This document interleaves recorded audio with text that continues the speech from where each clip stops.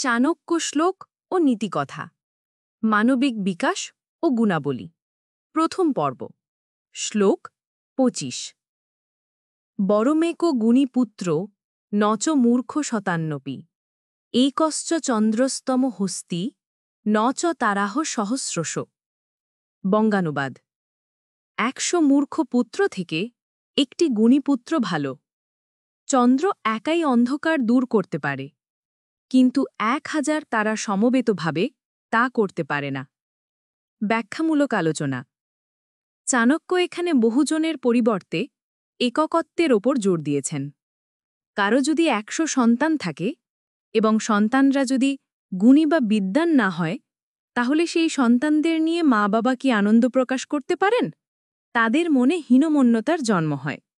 আর যদি একটিমাত্র গুণীপুত্র জন্মায়, তার বিদ্যাবুদ্ধি বলে ১০ দিক আলোকিত করে, তাহলে মাতাপিতার মনে অশেষ আনন্দ এবং গৌরবের উদ্ভব হয়। আকাশে সন্ধ্যাকালে কত নক্ষত্রের উদয় হয়। নক্ষত্রের নিষ্প্রভ আলোকধারার আকাশের অন্ধকার কি দূরীভূত হয়? কিন্তু যখন চন্দ্র আকাশে উদিত হয়, তখন তার জ্যোৎস্নার প্রভাবে অন্ধকার দূরীভূত হয়।